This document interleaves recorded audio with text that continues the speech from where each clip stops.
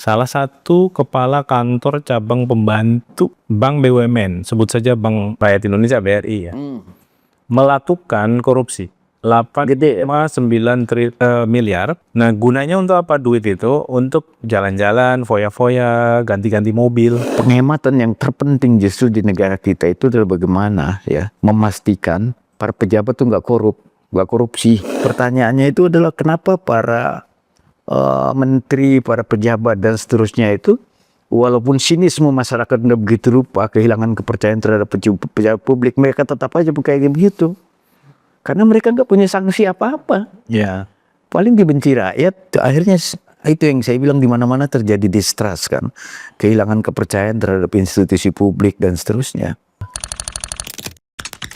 Halo pemirsa, jumpa lagi di channel Buya Tafta. Udah lama ya? Buya sudah lama nih nggak muncul. Setengah bulan. Meskipun lama nggak muncul, tapi ya dunia kita ini malah makin gelap ini Buya nggak ada. Ada perang ya? Ada perang. Dan perangnya juga sepertinya meluas ya. Dari awal Israel menyerang Iran, balas-balasan, Amerika ikut. Ya. Sekarang Iran juga kabarnya kan ngebom salah satu pangkalan militer Amerika di Qatar ya. Dan hari ini Qatar secara resmi mengatakan akan membalas apa yang dilakukan oleh Iran gitu. Ini kan banyak yang bilang ini gerbang menuju perang dunia ketiga. Iya, makanya happy aja lah kita dulu. Sebelum perang dunia ketiga terjadi kan. Iya, pasti sebabnya kompleks dan punya riwayat yang panjang dengan segala kepentingannya. Tapi buat saya kan bukan pemerhati serius soal-soal seperti ini ya. Tapi kita melihat histeria di mana-mana kan. Karena dampak buruk dari perang itu kita tahu lah. Yang jadi korban pertama itu kan sipil. Yang nggak tahu apa-apa, baik di pihak Israel maupun di Iran atau di mana saja. Iya, makanya saya kadang lebih suka menyebut Netanyahu daripada Israel. Iya. Karena yang punya ambisi kan Netanyahu dan orang-orangnya. Begitu juga Amerika yang punya ambisi Donald Trump. Ya. Dan orang di sekelilingnya mengamini gitu. Iya. Iya, saya jadi ingat bacaan lama ya, Albert Camus ya. Camus, filosof dari Prancis itu. Jadi nggak ada peristiwa yang lebih absurd daripada perang. Dia bilang ya, saling bunuh, saling apa kayak gitu kan, dan tidak ada satupun orang yang menikmati kemenangan dalam sebuah peristiwa perang, bahkan pemenangnya itu sendiri karena dia juga punya banyak korban, gitu kan. Itu sebabnya perang adalah puncak dari absurditas kehidupan, karena satu sama lain saling memangsa, saling menghilangkan nyawa, menimbulkan luka dan seterusnya gitu kan. Jadi perang itu hanya diingat kapan dia berakhir, tetapi efek buruknya itu nggak akan pernah hilang dengan segala sengsara yang harus ditanggung, terutama sipil ya kan. Karena itu absurd ya. Jadi saya ini ingat dalam cerita wayang ya, itu ada perang Bratayuda. Itu perang yang paling absurd menurut Romo Mangun ya. Kalau perang Rahwana dan Kurawa dan Pandawa. Bukan, kalau Bratayuda kan Kurawa dan Pandawa. Itu soal kekuasaan kan, kayak gitu. Yang menang adalah Pandawa, tapi Pandawa nggak pernah bisa menikmati kemenangan itu karena yang gugur semuanya adalah sebetulnya saudaranya. Saudara mereka. Jadi pulang dari perang itu walaupun dalam keadaan menang, lunglai semua. Nggak ada yang bisa menikmati kemenangan itu sebagai sukses perjuangan. Iya. Itu absurd. Pimpinan dunia sekarang sepertinya makin individual, ya, makin tidak memikirkan konsekuensi dari tindakan yang dia lakukan. Bahkan kalau melihat wawancara wakil presiden Amerika ya, saat keputusan ikut mengebom Iran, itu komunitas intelijen Amerika sendiri kan sebenarnya sudah mengatakan bahwa Iran itu sedang tidak memproduksi senjata nuklir. Tapi kan apa kata Donald Trump? Mereka salah, ya, ini keliru. Dan ditambahkan dengan keterangan wakil presidennya. Kami percaya dengan komunitas intelijen informasinya, tapi kami juga percaya dengan insting kami. Iya. Jadi, Iya, makanya perang itu sebenarnya peristiwa elit ya, elit negara. Misalnya sekarang kita lihat kan orang-orang warga sipil Israel teriak-teriak ya kan, Iran please gitu kan. Stop, Israel is only the state, dia bilang kayak gitu kan. We lost everything was damaged gitu kan, destroyed kayak gitu-gitu kan. Jadi kami udah kehilangan segalanya kayak gitu-gitu. Ya cemas segala macam. Artinya dia sama sekali bukan representasi kehendak rakyatnya itu sendiri. Benar. Kayak gitu. Oke lah, soal perang udah selesai. Kita memang sedang nggak membahas soal perang ya. Meskipun ini penting terus dipantau perkembangannya, karena suka tidak suka, mau tidak mau, dampaknya akan ke Indonesia. Ya. Dalam berbagai dimensi ya. Terutama dimensi ekonomi, kita tahu harga minyak juga seakan-akan diramalkan akan cepat naik ya. Dan ini tentu konsekuensinya ke kita juga. Nah, tapi di sesi hari ini para pemirsa kita akan membahas fenomena semakin rakusnya pejabat publik di Indonesia. Nah, kita kembali ke masalah dalam negeri ya, yang nggak selesai-selesai. Negara lain udah bisa ngirim rudal antar negara, kita masih berkutat dengan urusan korupsi. Ada rudal bakso dan ada rudal bakso. Bahkan ada yang berceloteh Bu ya. Kita ini jangankan ngirim rudal, nyebarin bansos aja nggak tepat sasaran, kan gitu. Gimana rudal ini ya. Nah, ini beritanya baru naik kemarin. Salah satu kepala kantor cabang pembantu Bank BUMN, sebut saja Bank Rakyat Indonesia BRI ya, melakukan korupsi 8,9 miliar dari 13 proyek fiktif ya, kredit fiktif yang dia buat dengan para anak buahnya. Nah, gunanya untuk apa duit itu? Untuk jalan-jalan, foya-foya, ganti-ganti mobil, Alphard, kemudian Expander, dan dia baru ditangkap tuh setelah pulang dari Bali, setelah pelesiran dari Bali gitu. Nah Bu ya, ini kan fenomena yang semakin terbuka.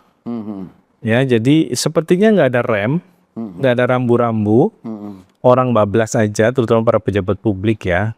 Dan ini juga bisa diamini dari semakin banyaknya para pejabat publik dan keluarganya yang flexing, ya, memamerkan kekayaannya, healing ya, kemudian ya salah satunya termasuk ya healing ke luar negeri, lagi jalan-jalan foto-foto ya ditampilkan, atau bahkan naik private jet dia posting gitu.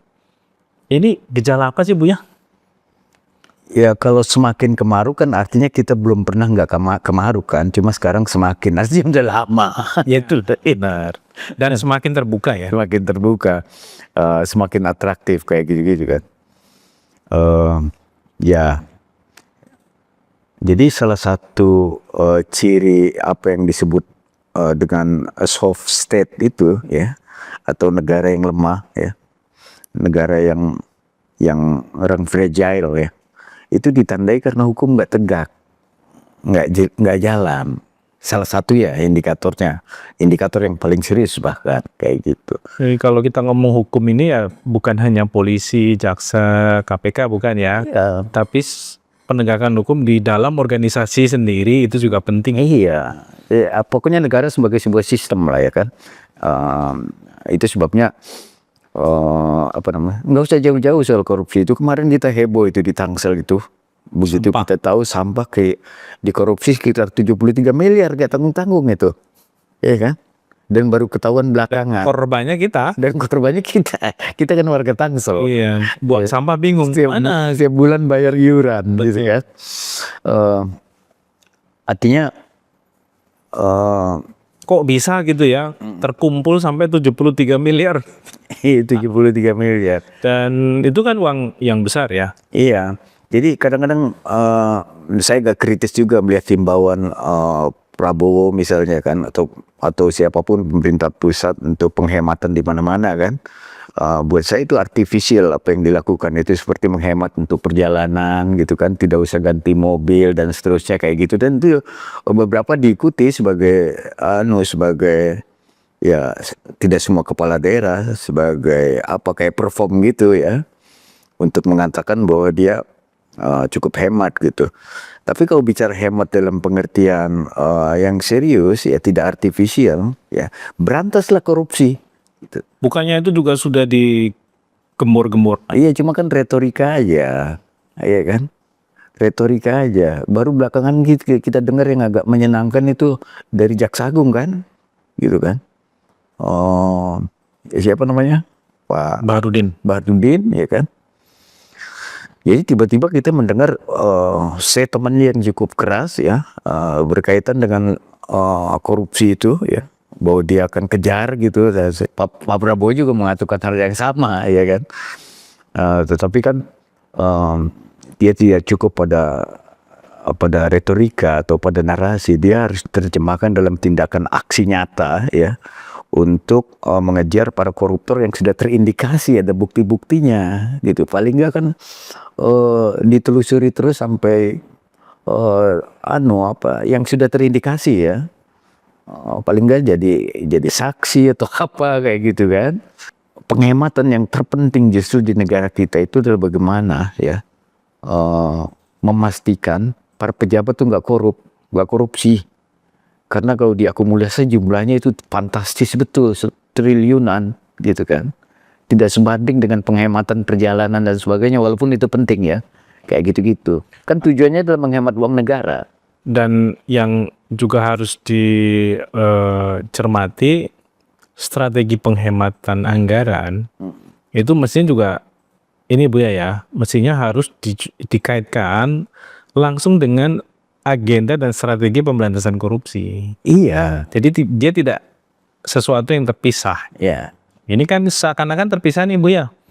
Penghematan ya jeda-jeder, tapi ini kan pendekatannya pragmatis. Maksudnya tidak ada basis yang jelas soal penghematan ini apakah sebagai sebuah strategi jangka panjang, merubah sistem, merubah pola, merubah desain, merubah pendekatan, yang itu artinya juga mengubah cara kerja dari para birokrat, pejabat, atau hanya pragmatis, artinya sementara waktu saja. Iya, dan itu kan butuh tekad yang lebih serius dari penguasa ya, dalam hal ini presiden, karena kan duit yang ada adalah di tangan eksekutif gitu kan. Yang pegang duit kan eksekutif. Yang lain-lain nggak pegang duit. Kalau DPR kan persetujuan politiknya, dia nggak pegang duit. Bahwa nanti persetujuannya itu punya efek duit, itulah problemnya kan, gitu kan. Jadi kehendak memberantas korupsi itu harus dimulai dari presiden. Dia harus kontrol betul kinerja para kabinet. Komitmen, statement, sikap keras atau pernyataan yang keras soal melawan korupsi itu nggak cukup. Nggak cukup. Karena itu juga sudah berulang kali disampaikan. Iya, karena berulang kali disampaikan dan nggak ada follow up yang lebih operasional, yang lebih teknis ya, yang bisa melakukan kontrol langsung terhadap cara kerja kabinetnya itu, terutama yang berkaitan langsung penggunaan uang. Maka retorika yang berulang-ulang itu udah kayak nyanyian aja. Udahlah, itu kan cuma retorika aja. Di jalan bekerja dengan logika yang biasa. Disitulah bahayanya, karena kemudian rakyat menjadi nggak percaya. Iya, kayak gitu. Akhirnya itu yang saya bilang, di mana-mana terjadi distrust kan, kehilangan kepercayaan terhadap institusi publik dan seterusnya, kayak gitu. Ya memang itu yang terjadi. Tetapi masalahnya kenapa? Pertanyaannya itu adalah kenapa para menteri, para pejabat dan seterusnya itu, walaupun sinisme masyarakat udah begitu rupa, kehilangan kepercayaan terhadap pejabat publik, mereka tetap aja kayak begitu. Karena mereka nggak punya sanksi apa-apa. Ya. Paling dibenci rakyat, gitu kan. Tapi kan impersonal, rakyat itu siapa? Dia kan hanya bilangan angka-angka yang bersifat abstrak, gitu kan. Toh dia tetap masih jadi pejabat publik, dia masih dapat terima gaji dengan segala fasilitas mewah yang ada dan seterusnya, kayak gitu. Iya, kalau belajar dari misalnya kemarahan rakyat pada fase krisis ekonomi sudah nggak bisa dikendalikan lagi kan, rakyatnya marahnya rakyat itu marahnya ke rakyat juga pada akhirnya. Iya. Pembakaran-pembakaran seperti tahun 98 misalnya kita lihat kan, krisis 99. Itu kan rakyat juga yang jadi korban. Nah, Iya. bukan para pejabat yang dikejar gitu loh. Iya, itu kan kemarahan yang bersifat kolektif seperti itu kan sebetulnya bukan ditujukan pada individu, ya kan, tapi pada negara, gitu. Sebagai organisasi kekuasaan terbesar itu kan negara, gitu kan. Jadi pembangkangan terhadap kekuasaan negara dalam pengertian yang sudah terlalu lama tidak peduli terhadap kesejahteraan rakyat, terhadap hukum yang adil dan seterusnya, kayak gitu. Karena itu tidak ada ceritanya penegakan hukum itu dilakukan secara sukarela oleh para pejabat, ya. Itulah gunanya kekuasaan, untuk memaksa orang untuk menjadi pejabat yang baik, gitu loh, ya kan. Kalau bukan karena itu apa gunanya kekuasaan? Dia hanya kemewahan yang nggak ada perlunya, kan. Iya, ini terakhir Bu ya. Tapi kenapa orang itu ya pejabat publik terutama ya itu semakin terang-terangan, semakin ya saya memang mau kaya gitu, pengen punya banyak hal gitu, dan itu dipertontonkan saja tanpa ada rasa salah, rasa malu, rasa nggak enak gitu ya, rasa empati ke masyarakat. Jadi situasinya kan pejabat makin rakus, rakyatnya makin kurus gitu. Ya, ini apakah memang ketulusan itu udah nggak ada dalam hati orang sebenarnya pada era modern ini? Iya, jangan terlalu berharap terhadap pejabat publik itu kesalahan yang bersifat personal, ya, yang muncul dari dirinya sendiri bahwa itu satu dua ada pada diri mereka, ya ada buktinya kan.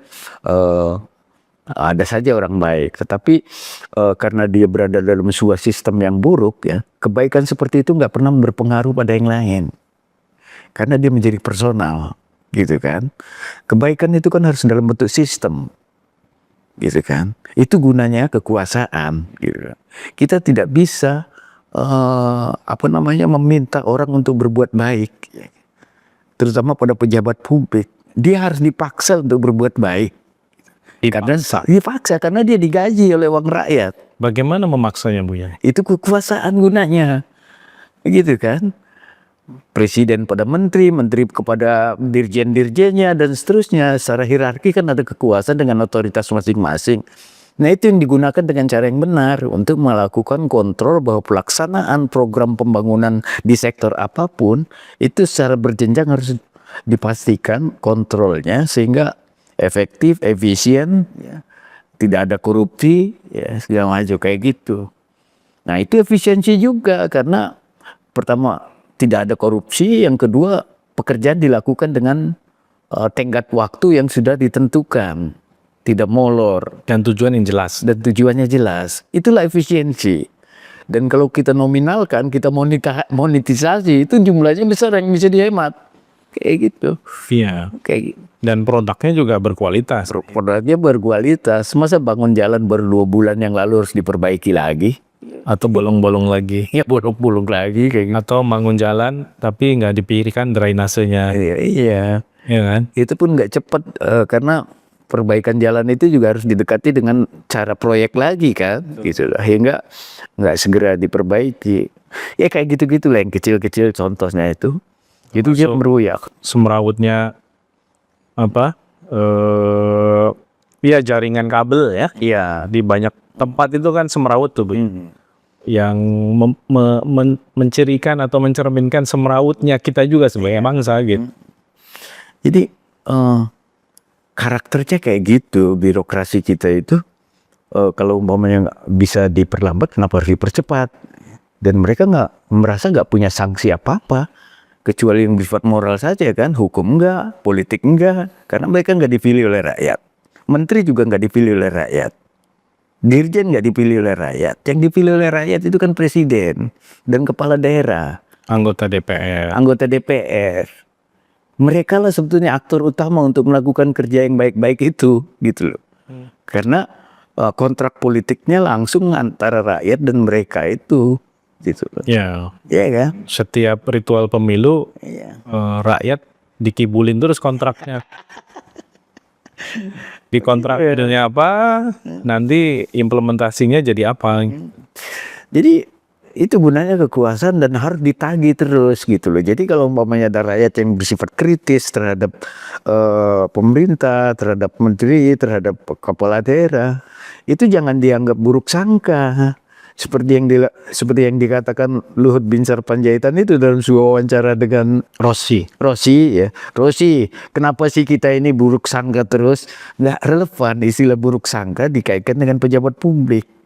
Sikap kritis itu adalah keharusan demokrasi untuk memastikan pejabat daerah itu benar. Gitu kan? Ya. Itu nggak relevan istilah itu digunakan. Oh, kritik kok buruk sangka? Gitu kan? Ya. Sama sekali nggak relevan. Kalau buruk rupa itu baru nggak boleh. Buruk apa? Nggak boleh. Orang buruk Body rupa, shaming itu namanya body kan? shaming ya. Iya. Tapi kalau kritik itu harus dilihat sebagai sesuatu yang lumrah, bahkan harus gitu loh. Buruk sangka baik sangka itu kan yang relevan untuk hubungan-hubungan yang sifatnya personal ya, sifat publik kayak gitu-gitu. Yang sifatnya private. Iya, itu. Oke Buya, Gitulah ya. pemirsa, teruslah menjadi kritis supaya ya kekuasaan itu bekerja sesuai dengan kehendak kita, sesuai dengan kontrak yang disepakati dalam setiap pemilu. Karena kalau tidak ya rakyat terus dibohongi. Kita ketemu lagi di channel Buya Tafta berikutnya.